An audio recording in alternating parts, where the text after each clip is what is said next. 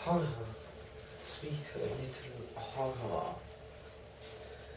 Jonathan Harkis Journal, 4th November evening. The accident to the launch has been a terrible thing for us. Only for it we should have overtaken the boat long ago, and by now my dear Nina would have been free. I fear to think of her off on the wolds near that horrid place. We have got horses, and we follow on the track. I know this whilst Godalming is getting ready. We have our arms. The Zhigani must look out if they mean fight. Oh, if only Morris and Seward were with us. We must only hope. If I write no more, goodbye, Mina. God bless and keep you.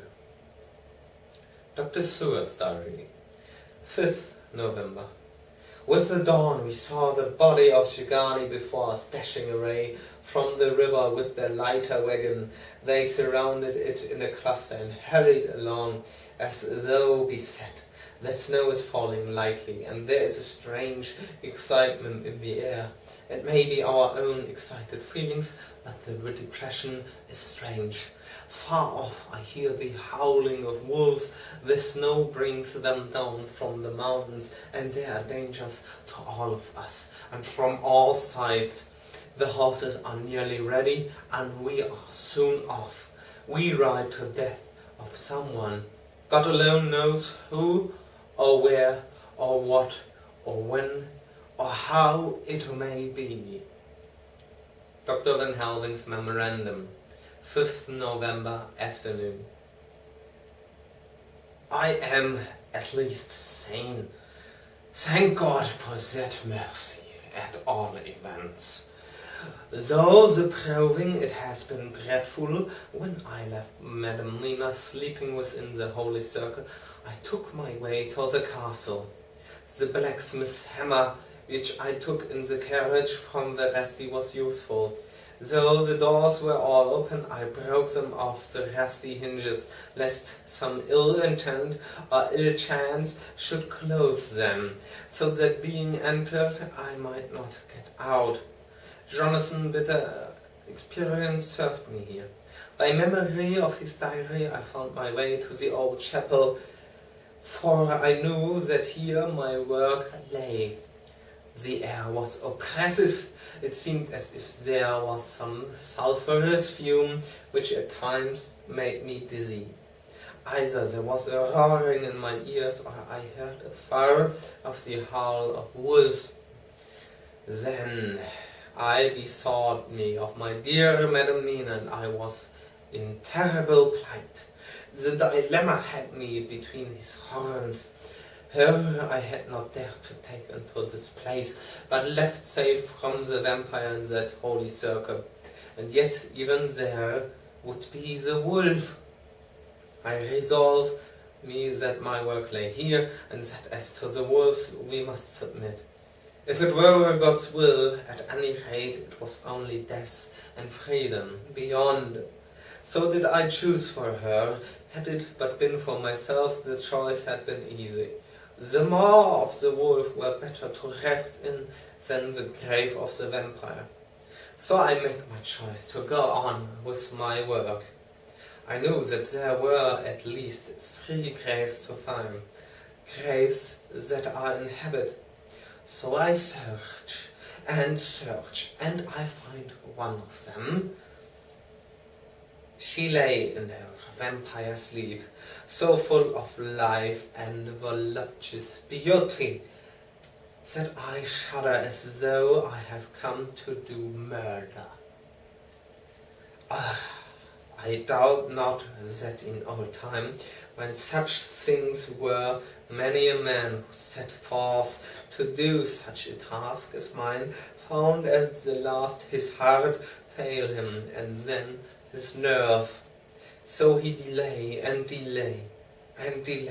till the mere beauty and the fascination of the wanton under have hypnotized him. And he remain on and on till sunset come, and the vampire sleep be over. Then the beautiful eyes of the fair woman open, and look love, and the voluptuous mouth present to a kiss. And man is weak, and there remain one more victim in the vampire fold, one more to swell the grim and grisly ranks of the undead. There is some fascination, surely, when I am moved by the mere presence of such an one, even lying as she lay in a tomb, fretted with age and heavy with the dust of centuries, though there be that horrid odour such as the lairs of the Count have had. Yes, I was moved.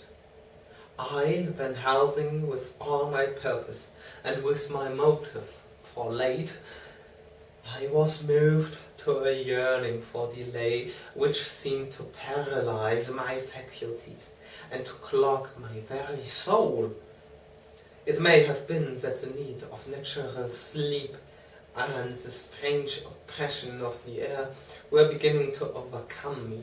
Certain it was that I was lapsing into sleep, the open-eyed sleep of one who yields to sweet fascination, when there came through the snow-stilled air a long, low wail, so full of woe and pity that it woke me like the sound of a clarion, for it was the voice of my dear Madam Mina that I heard.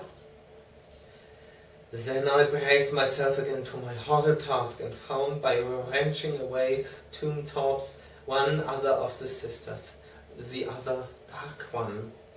I dared not pause to look on her as I had on her sister, lest once more I should begin to be enthralled. But I go on searching until presently I find in a high, great tomb, as if made to one much beloved, that other fair sister, which, like Jonathan, I had seen to gather herself out of the atoms of the mist. She was so fair to look on, so radiantly beautiful, so exquisitely voluptuous, that the very instinct of man in me, which calls some of my sex to love and to protect one of hers, made my head whirl with new emotion. But God be thanked, that soul wail of my dear Madamina had not died out of my ears, and before the spell could be wrought further upon me, I had nerved myself to my wild work.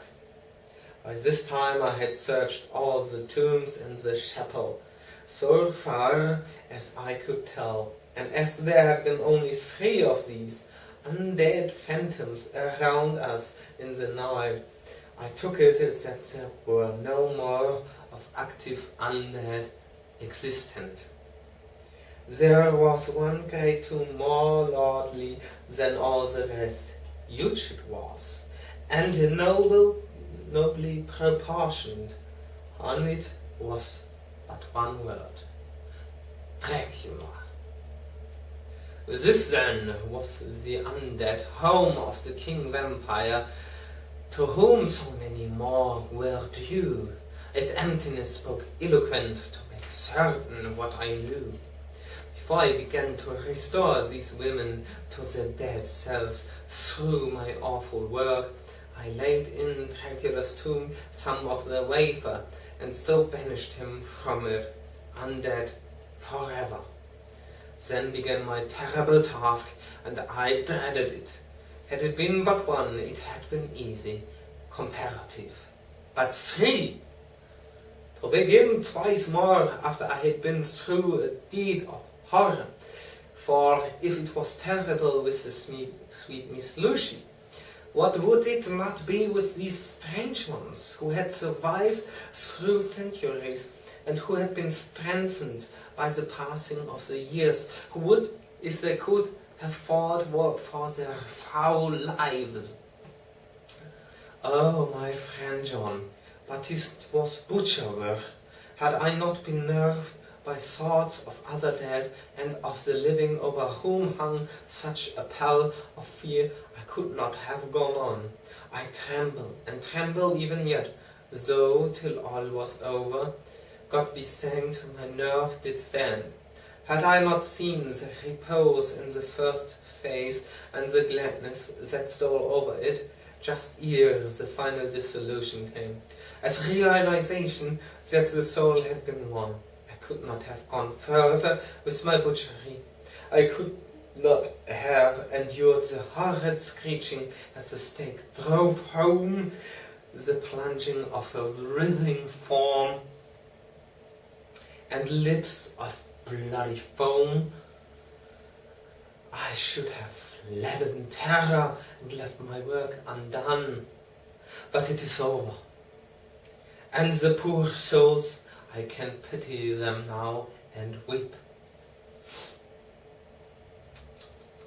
As I think of them, placid each in her full sleep of death, for a short moment ere fading. For friend John hardly had my knife severed the head of each, before the whole body began to melt away and crumble into its native dust, as though the death that should have come centuries ago had at last assert himself and say at once and loud, "I am here." Before I left the castle, I so fixed its entrances that never more can the Count enter there undead. When I stepped into the circle where Madam Mina slept, she woke from her sleep, and seeing me, cried out in pain that I had endured too much.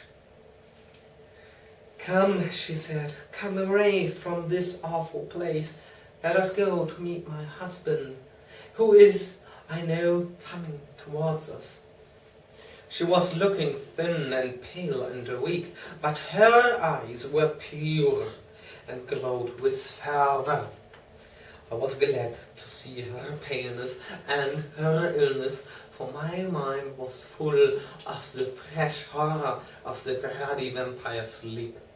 And so, with trust and hope, yet full of fear, we go eastward to meet our friends and him, whom Madam Mina tell me that she knew are coming to meet us.